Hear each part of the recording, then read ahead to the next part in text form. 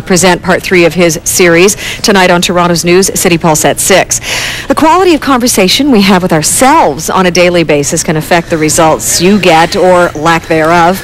Joining us with more, life coach and personal effectiveness trainer Robin H.C. Thank you for being here. Thanks for having me, Ann. So it's okay to have a conversation with yourself, because I talk to myself all the time. Yeah, absolutely. We all do, whether we're aware of it or not. We are constantly engaged in a conversation with ourselves, almost like there's more than one person inside, right? and it's sort of that the internal dialogue is that ongoing commentary of just evaluating everything that we do, say, the people we experience, you know, and it's that constant chatter. How do you determine what of that chatter you should listen to and what you might want to block out? Or do you just say, I'm going to listen to everything I have to say and deal with it? Well, one thing you can do is, just as an awareness, is for a day or two is to listen to everything that you're saying, because it's very interesting if you really start to tune in. But really what we want to look at for effectiveness is to actually, it's kind of like years ago in the Flintstones, there would be the little devil Fred and the angel Fred. I remember it well.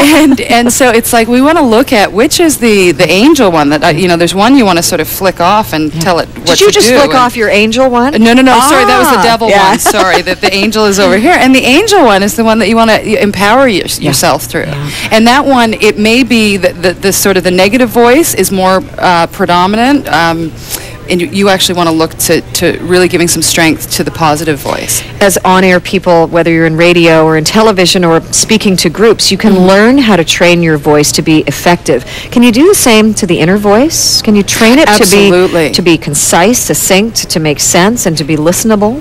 Well, yeah, and to be consistent with all your goals in life, because if we start out, and weight loss is obviously an example I use a lot, but we start working out and your internal dialogue is going like, oh, I'm never going to lose weight, I've always been overweight, my family's big, I'm not good at exercise, and that kind of conversation is really going to compromise your results.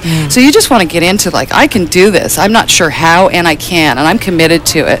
And when we're having those negative thoughts, is to actually really, like, with a lot of emotion, say cancel, like just inside of our head. If you're alone, you can do it out loud too, right? You can do anything in downtown Toronto, I think, and get away with it. On the streetcar, I think, it would be fun. Not? but just not to tolerate that from yourself, because it really, actually a great example is whenever I have salt and vinegar chips, my mouth starts to water beforehand.